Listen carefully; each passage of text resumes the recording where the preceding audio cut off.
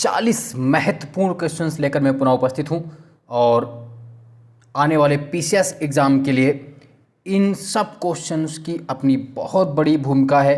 तो आइए इन क्वेश्चंस को हम एक एक करके देखने का प्रयास करते हैं और आप बताएंगे कि क्या इनका आंसर होगा। आइए तो पहले क्वेश्चंस की ओर बढ़ लेते हैं। पहला क्वेश्चन कह रहा है कि भारत में 6G परियोजना के बारे में निम्नलिखित कथनों पर विचार कीजिए। किसमें? 6G, 5G नहीं, 6G के बारे में विचार कीजिए। तो क्या करना है? प्रधानमंत्री नरेंद्र मोदी ने 22 मार्च 2023 को 6G मिशन की शुरुआत की। भारत 6G मिशन 2 चरणों में वर्ष 2030 तक चलेगा। TBPS टेराबाइट पर सेकंड की स्पीड के साथ 6G की स्पीड 5G की तुलना में 100 गुना अधिक होगी। इस परियोजना का उद्देश्य आधिकारिक 6G टेस्ट बेड परियोजना पर कार्य करना है। तो बताइए कौन सही है इसके? तो इसके चारों 1, 2, 3, 4 चारों आंसर इसके सही हैं, यानी कि इसका आंसर क्या हो जाएगा? डी मिल जाएगा। ये चारों ऑप्शन इसके सही हैं। चलिए नेक्स्ट क्वेश्चन देखते हैं। क्वेश्चन नंबर नेक्स्ट देखते हैं दूसरा। निम्नलिखित में कौन सा देश आधार को ओपन सोर्स तकनीक के आर्किटेक्ट को अपनाने वाला पहला देश बन गया है? कौन बन गया है? तो आप देख लीजिए कौन कौन बने इसमें, फिलीपींस और मोरक्को। तो इसका आंसर क्या हो जाएगा? बी मिल जाएगा। फिलीपींस और मोरक्को, केवल दो, फिलीपींस और मोरक्को, फिलीपींस और मोरक्को। निम्नलिखित में कथनों पर विचार कीजिए। क्वेश्चन नंबर 3 की ओर बढ़ते हैं।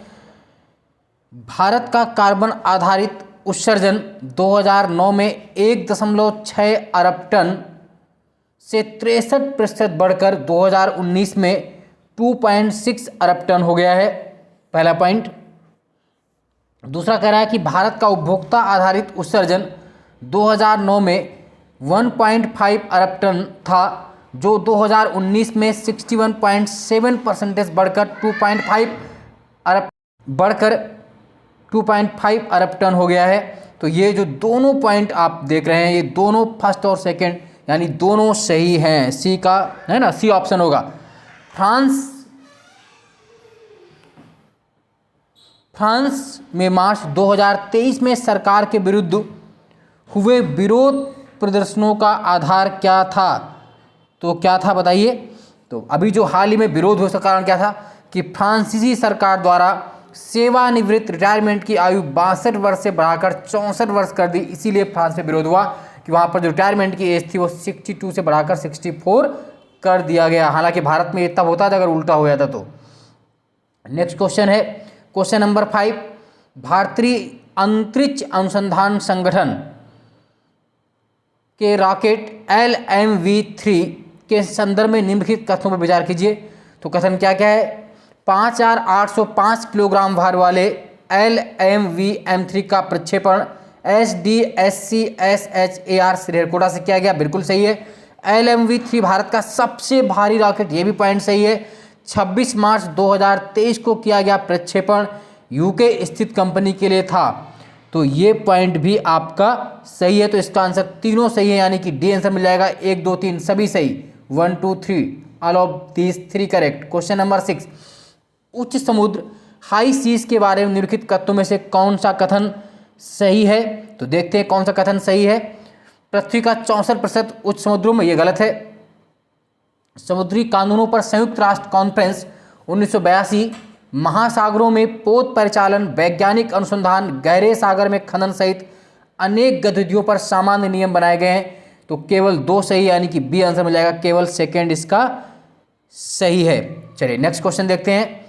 समाचारों की सुर्खियों में रहे शब्द समूह चिकन स्नेक के बारे में कौन सा कथन सही है? चिकन स्नेक के बारे में। तो चिकन स्नेक क्या है? ये दक्षिण एशिया में सामरिक महत्व का एक भौगोलिक क्षेत्र है। ए सही है। दक्षिण एशिया में सामरिक महत्व का भौगोलिक क्षेत्र है। आप सब जानते हैं पश्चिम बंगाल में सिलीगुड़ी गलियारे को चिकन नेक्स भी कहा जाता है। किसको? सिलीगुड़ी गलियारे को, है ना। तो पश्चिम बंगाल में सिलीगुड़ी गलियारे को चिकन स्नेक कहा जाता है। यह गलियारा, जिसकी एक क्षेत्र में चौड़ाई मात्र 22 किलोमीटर है, भारत के पूर्वोत्तर के 8 राज्यों को शेष देश के राज्यों से जोड़ता है। जो आपके नॉर्थ ईस्ट के स्टेट हैं उनको जोड़ने का एकमात्र चिकन नेक से सिलीगुड़ी के पास से गुजरता है। 22 किमी चौड़ा है और ये बहुत महत्वपूर्ण सामरिक क्षेत्र है। तो तो सिलीगुड़ी है ना के पास आपका चिकन नेक्स गलियारा पड़ता है। चलिए अगला क्वेश्चन देखते हैं, क्वेश्चन नंबर 8, निम्नलिखित में कौन सा कथन सही है? तो देख लीजिए कौन सा कथन सही है। लुइस कैप्रेली का 2023 के अबेल प्राइज से सम्मानित किया गया है, तो ये पॉइंट आपका सही है। एबेल प्राइज को नोबेल पुरस्कारों के समकक्ष माना जाता है, ये भी सही है। एबेल प्राइज विश्व के प्रसिद्ध गणितज्ञ को नॉर्वे की academy of science and letters द्वारा प्रतिवर्ष दिया जाता है, तो 8 का ये तीनों सही है। बी 1 2 3 ऑल ऑफ दिस है ना, ये सही है। एबेल पुरस्कार नॉर्वे की ख्यात प्राप्त गणितज्ञ नील्स हेनरिक एबेल के नाम पर प्रारंभ किया गया था। पुरस्कार राशि 7.5 मिलियन क्रोनर लगभग है ना 7,20,000 अमेरिकी डॉलर है। प्रतिवर्ष चिकित्सा, रसायन शास्त्र, भौतिक विज्ञान, साहित्य, शांति के नोबेल पुरस्कार दिए जाते हैं। सभी अल्फ्रेड नोबेल द्वारा पुरस्कार के अर्थात नोबेल पुरस्कार को आधिकारिक तौर पर बाद में है ना, तो नोबेल पुरस्कार गणित के क्षेत्र में नहीं दिए जाते हैं। याद रखिए गणित के क्षेत्र में नोबेल पुरस्कार नहीं मिलता है, लेकिन नोबेल के समकक्ष इसको माना जाता है। चलिए नेक्स्ट है क्वेश्चन नंबर 9, संसद सदस्य की सदस्यता समाप्त हो जाने के संदर्भ में निम्नलिखित कथनों पर विचार कीजिए। क्या विचार करने हैं, तो आइए कर लेते हैं। क्या क्या इस पे पॉइंट हो सकते हैं। भारतीय संविधान के अनुच्छेद 102(1) में उन कारणों का उल्लेख है जिनके आधार पर किसी संसद सदस्य की सदस्यता समाप्त हो सकती है, पहला पॉइंट सही है। सर्वोच्च न्यायालय ने 2013 के एक निर्णय में लिली थॉमस बनाम भारत संघवाद में जन प्रतिनिधि अधिनियम की धारा 8(4) को असंवैधानिक घोषित कर दिया था। सर्वोच्च न्यायालय ने 2013 के एक निर्णय में लिली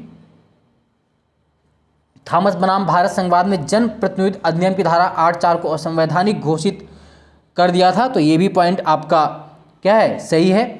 तीसरा पॉइंट है कि भारतीय संविधान की 10वीं अनुसूची में दल बदलने पर किसी सांसद की सदस्यता समाप्त हो जाने के प्रावधान, ये भी सही है। यानी कि 1 2 3 डी के सभी ये तीनों पॉइंट आपके सत्य हैं।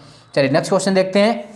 एटलारोगियो, ओजामोन्स तथा मार्टमोन्स का संबंध निम्न से किस ग्रह से है? एटलारोगियो, ओजामोन्स तथा मार्टमोन्स का संबंध किस उपग्रह से है, किस सैटेलाइट से है? तो इसका आंसर है वीनस, शुक्र। इसका आंसर क्या है? वीनस, शुक्र। 11th है अगला क्वेश्चन, H3N2 के संदर्भ में निम्नलिखित में कौन सा कथन सही है? तो H3N2 की बात करते हैं। ये एक प्रकार के इन्फ्लुएंजा वायरस का एक प्रकार है। ये ए प्रकार के इन्फ्लुएंजा वायरस का प्रकार है H3N2। क्वेश्चन नंबर नेक्स्ट पर आते हैं 12, किस ग्रह के सर्वाधिक चंद्रमा है या उपग्रह है या सैटेलाइट है? तो अभी हाल ही में 12 खोजे गए थे बृहस्पति के, सर्वाधिक किसके हो गए हैं? बृहस्पति के। तो सर्वाधिक उपग्रह किसके हैं? चंद्रमा किसके हैं? बृहस्पति के। खगोल शास्त्रियों ने अभी हाल ही में बृहस्पति के चारों ओर 12 नए चंद्रमा देखे। इन्हें मिलाकर बृहस्पति के कुल चंद्रमाओं की संख्या बढ़कर कितनी हो गई? 92। तो अब सर्वाधिक सैटेलाइट किसके हो गए? जुपिटर के, बृहस्पति के। नेक्स्ट कथन कारण पर व्याख्या कीजिए। वर्ष 2020-21 एवं 21-22 में सीरम इंस्टीट्यूट ने आय एवं मुनाफे में जबरदस्त उछाल दर्ज की, बिल्कुल का ए सही है। कारण क्या है? सीरम इंस्टीट्यूट ने कोविड के विरुद्ध कोविशील्ड वैक्सीन विकसित की है, ये भी सही है। तो इसका आंसर क्या मिल जाएगा? ए और आर दोनों सही हैं तथा आर ए की सही व्याख्या करता है। कोविड-19 संक्रमण से बचाव की कोविशील्ड वैक्सीन बनाने वाली कंपनी सीरम इंस्टीट्यूट की वर्ष 2021-22 में आय 2020-21 की तुलना में तिगुनी हो गई तथा ये गैर सूचीबद्ध कंपनियों में सबसे अधिक मुनाफा कमाने वाली कंपनी बन गई है ना। तो इसका कारण आप समझ सकते हैं क्या कारण इसका रहा है। नेक्स्ट क्वेश्चन देखते हैं हम लोग। क्वेश्चन नंबर 14 पर आते हैं। विशेष विवाह अधिनियम 1954 स्पेशल मैरिज एक्ट 1954 के बारे में कौन सा कथन सत्य है? तो देखिए कौन सा कथन सत्य है। किसी भी धर्म के पुरुष एवं महिला विशेष विवाह अधिनियम 1954 के तहत अपना विवाह पंजीकृत करा सकते हैं, तो ये पॉइंट आपका सही है। विशेष विवाह अधिनियम स्पेशल मैरिज एक्ट 1954 सिविल विवाह को संपन्न कराता है जिससे राज्य सरकार मान्यता देता है, ये भी सही है। यानी कि इसके दोनों सही हैं। सी आंसर हो जाएगा। First and second both are correct, दोनों सही है। नेक्स्ट देखते हैं 15 नंबर क्वेश्चन। नमस्ते योजना के बारे में निम्नलिखित में कौन सा कथन सत्य है? नमस्ते स्कीम के बारे में कौन सा कथन सत्य है? तो देखते हैं। मशीनीकृत स्वच्छता इकोसिस्टम के लिए राष्ट्रीय योजना शहरी क्षेत्रों में स्वच्छता कर्मचारियों के जीवन की सुरक्षा तथा गरिमा सुनिश्चित करने पर केंद्रीय तो एक केंद्रीय क्षेत्र की योजना है। तो पहला पॉइंट आप जानते हैं बिल्कुल सही है। दूसरा पॉइंट क्या कह रहा है कि इस योजना का उद्देश्य किसी भी सफाई कर्मी को मानव मल पदार्थ के सीधे संपर्क में नहीं आने देना है। यह पॉइंट भी सही, यानी कि नमस्ते योजना के संबंध में ये दोनों पॉइंट आपके क्या है, सही है। क्वेश्चन नंबर नेक्स्ट बात कर लेते हैं हम 16 पर। महात्मा गांधी राष्ट्रीय ग्रामीण रोजगार गारंटी अधिनियम मनरेगा कार्यक्रम की दैनिक मजदूरी दरों 1 अप्रैल 2023 से लागू के संदर्भ में कौन सा आयोग में सही सुमेलित नहीं है? तो कौन सा आयोग में सही सुमेलित नहीं, देख लीजिए कौन सा आयोग में सही सुमेलित है। मतलब नहीं है, नहीं पूछा कौन सा आयोग में सही सुमेलित, राइट है। तो हरियाणा में 357 रुपये प्रतिदिन, ये सही है। एमपी में 221 रुपये प्रतिदिन, ये भी सही है। राजस्थान में 255 रुपये प्रतिदिन, ये भी सही है। यूपी में 230 रुपये प्रतिदिन, ये भी सही है। यानी कि 1 2 3 4 चारों सही हैं।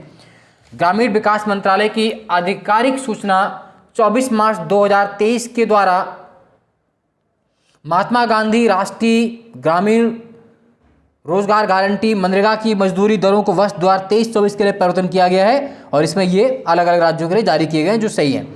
नेक्स्ट नंबर क्वेश्चन नंबर 17 देखते हैं। सर्वोच्च न्यायालय के एक निर्णयानुसार भारत के मुख्य चुनाव आयुक्त एवं अन्य चुनाव आयुक्तों का चयन एक उच्चाधिकार प्राप्त समिति द्वारा किया जाएगा, जिसमें कौन कौन शामिल होंगे? तो आप सब जानते हैं कौन कौन शामिल होंगे। भारत के प्रधानमंत्री शामिल होंगे, भारत के मुख्य न्यायाधीश शामिल होंगे, लोकसभा में नेता विरोधी दल, यदि नेता विरोध दल ना हो तो सबसे बड़ा दल, तो 1 3 और 4, यानी कि इसका आंसर क्या मिल जाएगा? बी।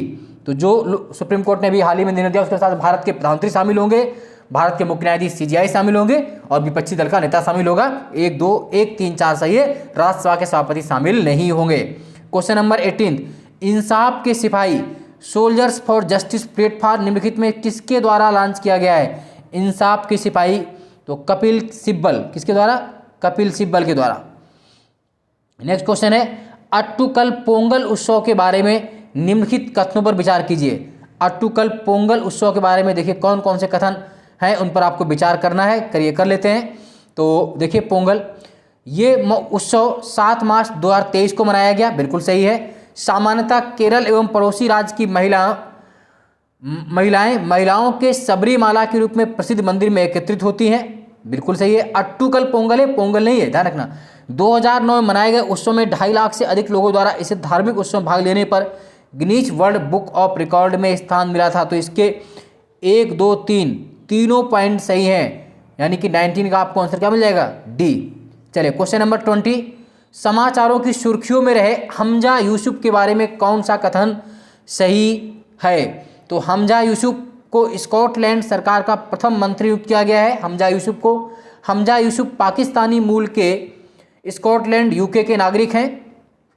प्रथम मंत्री स्कॉटलैंड सरकार का मुखिया होता है, ये भी सही। ये तीनों पॉइंट सही है, यानी कि हमजा यूसुफ के बारे में तीनों पॉइंट सही है। क्वेश्चन नंबर नेक्स्ट 21, निम्नलिखित में किस जीव को कल्टीवेटर ऑफ फंगाई के रूप में जाना जाता है? कल्टीवेटर ऑफ फंगाई के रूप में जानते हैं किसे? चींटी को। किसो? चींटी को, चींटी को जानते हैं। नेक्स्ट है 8वां रायसीना विचार विमर्श किसके द्वारा आयोजित किया गया था? विदेशी मामलों का मंत्रालय, Observer Research Foundation, both A and B right. तो जो 8वां रायसीना डायलॉग नई दिल्ली में हुआ था वो विदेशी मामलों के मंत्रालय एवं ऑब्जर्वर रिसर्च फाउंडेशन के द्वारा आयोजित किया गया था। क्वेश्चन नंबर 23 देखिए, निम्नलिखित कथनों पर विचार कीजिए। चलिए कर लेते हैं विचार।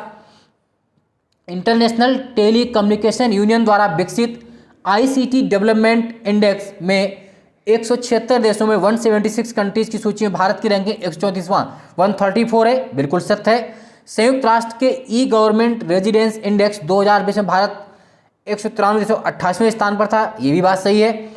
पोर्टुलास इंस्टीट्यूट द्वारा विकसित नेटवर्क रेजिडेंस इंडेक्स में भारत 131 देशों की सूची में 61वें स्थान पर था। तो ये तीनों पॉइंट आपके क्या हैं? सही हैं, डी आंसर हो जाएगा। नेक्स्ट क्वेश्चन आते हैं 24 नंबर क्वेश्चन देख लेते हैं क्या है। तो देखिए 95वें एकेडमी पुरस्कार 95th ऑस्कर अवार्ड 2023 के बारे में कौन सा कथन सही है? गुनीत मोंगा द्वारा निर्मित तथा कार्तिकी गोंजाल्वेस द्वारा निर्देशित भारत की द एलिफेंट विस्पर्स ने सर्वोत्कृष्ट डॉक्यूमेंट्री लघु फिल्म का पुरस्कार जीता, बिल्कुल सत्य है, पहला पॉइंट सही है। नेक्स्ट है M कीरावानी द्वारा संगीतबद्ध, चंद्र बोस द्वारा रचित तथा भैरवा और राहुल शिपली, फिर सुनिए, M कीरावानी द्वारा संगीतबद्ध, चंद्र बोस द्वारा रचित तथा भैरवा और राहुल शिपली गुंज द्वारा गाए गीत नाटू नाटू, कौन सा गीत? नाटू नाटू, तेलुगु फिल्म RRR ने सर्वोत्कृष्ट मौलिक गीत का पुरस्कार जीता। ये पॉइंट बिल्कुल सही है। और नेक्स्ट पॉइंट देख लेते हैं हम लोग, क्या कह रहा है। शौनक सेन द्वारा निर्देशित all India all that beats ने सर्वोत्कृष्ट डॉक्यूमेंट्री फीचर फिल्म पुरस्कार जीता। ये गलत है, ये सही नहीं है पॉइंट। तो इसमें आपका कौन सा आंसर मिल जाएगा आपको? तो आपको ए और बी यानी कि फर्स्ट और सेकेंड ही खाली सही है। एक तो द वाइट विस्पर्स वाला और RR वाला, नाटू नाटू वाला, है ना। ये 2 पॉइंट सही हैं। चलिए नेक्स्ट क्वेश्चन आते हैं। क्वेश्चन नंबर 25 देख लेते हैं क्या है। तो 25 क्या कह रहा है वो देख लेते हैं। SS राजामौली द्वारा निर्देशित तेलुगु फिल्म के गीत नाटू नाटू ने निम्नलिखित में कौन सा पुरस्कार जीता? तो पहला ऑप्शन कह रहा है कि सर्वोत्कृष्ट ओरिजिनल सॉन्ग का ऑस्कर पुरस्कार 2023, बिल्कुल सत्य है ये। सर्वोत्कृष्ट ओरिजिनल सॉन्ग के लिए गोल्डन ग्लोब पुरस्कार 2023, ये भी सही है। क्रिटिक चॉइस पुरस्कार 2023, तो ये भी सही है। इस प्रकार ये तीनों सही हैं। डी आंसर मिल जाएगा 1 2 3 ऑल। क्वेश्चन नंबर 26, ऑपरेशन त्रिशूल निम्नलिखित में से किससे संबंधित है? ऑपरेशन त्रिशूल किससे संबंधित है? विभिन्न अपराधों में शामिल भगोड़ा अपराधियों को विदेशों से भारत लाए जाने से। किससे है? विभिन्न अपराधों में शामिल भगोड़ा अपराधियों को विदेशों से भारत लाए जाने से संबंधित है ऑपरेशन त्रिशूल। केंद्रीय अन्वेषण ब्यूरो CBI द्वारा विगत 1 वर्ष में किसके द्वारा चलाया गया है ये ऑपरेशन? CBI द्वारा चलाया गया है, ये भी पूछ सकते हैं कभी। तो CBI द्वारा विगत 1 वर्ष में अन्वेषण ऑपरेशन त्रिशूल के तहत विभिन्न अपराधों में लिप्त 33 भगोड़ा अपराधियों को भारत लाए जाने में सफलता हासिल की गई है। चलिए नेक्स्ट क्वेश्चन 27 नंबर क्वेश्चन देख लेते हैं। Everything everywhere all at once, क्या? Everything everywhere all at once ने 95 एकेडमी पुरस्कार, 95 ऑस्कर पुरस्कार 2023 में निम्नलिखित में किस संवर्ग में पुरस्कार जीता है? तो क्या क्या पुरस्कार जीते हैं देखिए। पहला है सर्वोत्तम फीचर फिल्म, सर्वश्रेष्ठ मूवी यानी सर्वोत्तम फीचर फिल्म, ये बिल्कुल सही है, पहला पॉइंट। प्रमुख भूमिका में सर्वोत्तम अभिनेत्री रही मलेशिया की, वो भी सही है। सर्वोत्तम निर्देशन डायरेक्शन का प्रस्ताव मिला, ये भी सही है। सर्वोत्तम एडिटिंग, ये भी सही है। और ओरिजिनल पटकथा लेखन, यानी कि ये सभी पॉइंट सही हैं। 1 2 3 4 5 सभी सही हैं। Everything everywhere all at once film उन सभी संवर्गों में पुरस्कार जीती जिस सब में नामित हुई थी, 7 में नामित, और इसमें कम से कम 5 पुरस्कारों को अतिरिक्त बेस्ट एक्टर सपोर्टिंग रोल 7 पुरस्कार जीते हैं। कितने जीते? 7 पुरस्कार। और बेस्ट मूवी चुनी गई everything everywhere all at once 2023 में सर्वश्रेष्ठ मूवी ऑस्कर पुरस्कारों में जीती है ना। नेक्स्ट चलिए 28 नंबर क्वेश्चन पर आते हैं। All client on the western front film ने 50वें अकादमी अवार्ड 2003 में किस संवर्ग में पुरस्कार जीता? तो किस में जीता? तो सर्वोत्कृष्ट cinematography, interpretation feature film, production design, सर्वोत्तम संगीत, 1 2 3 4 सभी ये। हालांकि इतना महत्वपूर्ण जितना महत्वपूर्ण 27 नंबर क्वेश्चन था। नेक्स्ट क्वेश्चन फिर महत्वपूर्ण है।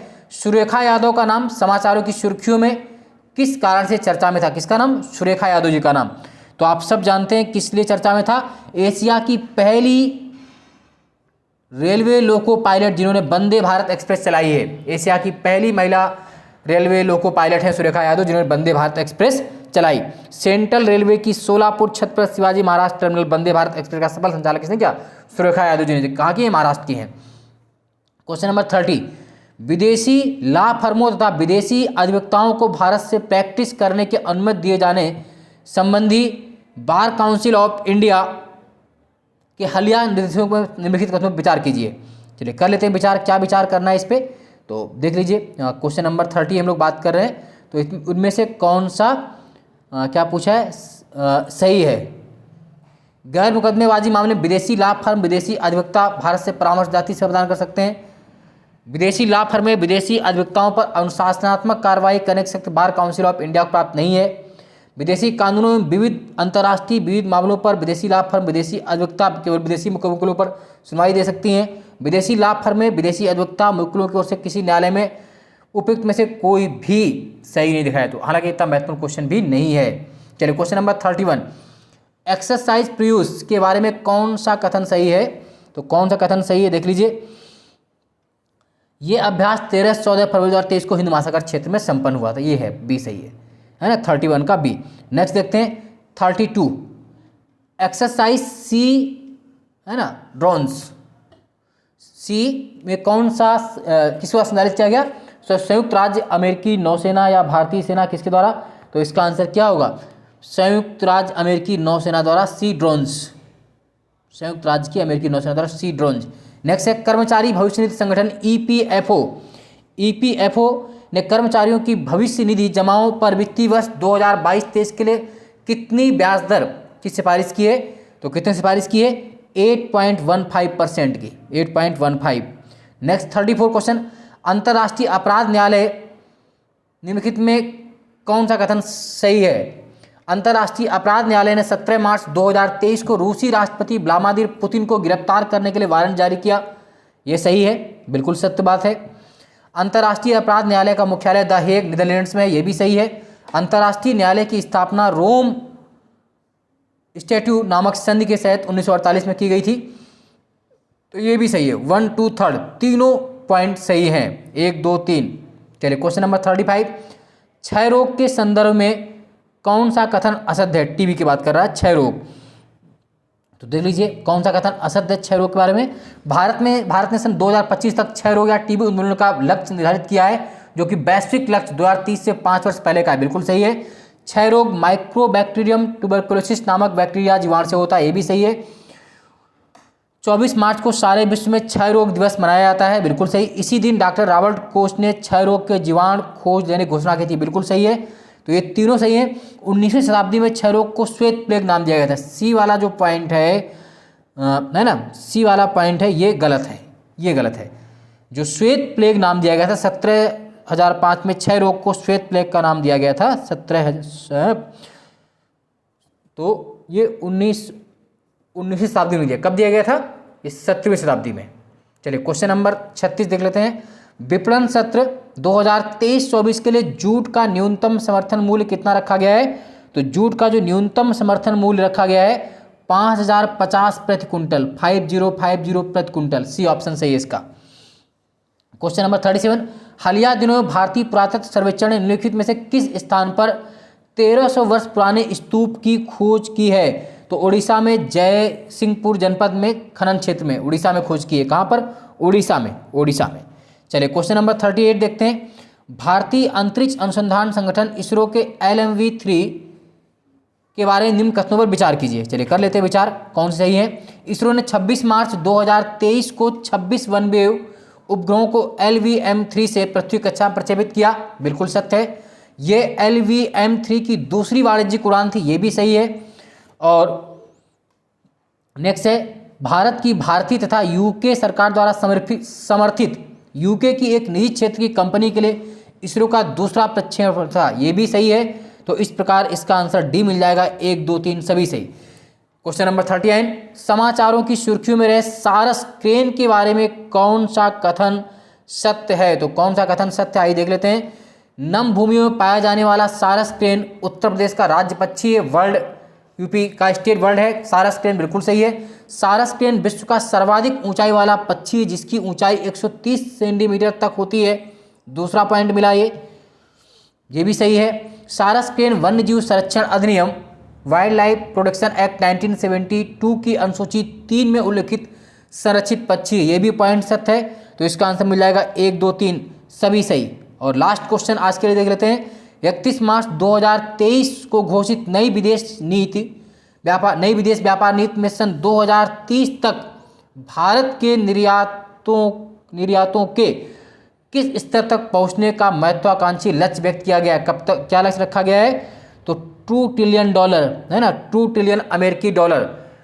2030 तक $2 ट्रिलियन अमेरिकी डॉलर निर्यात का लक्ष्य रखा गया है। इस प्रकार ये 40 महत्वपूर्ण क्वेश्चंस करंट अफेयर्स के समाप्त हुए। इनको जरूर 1 से 2 बार देखिएगा।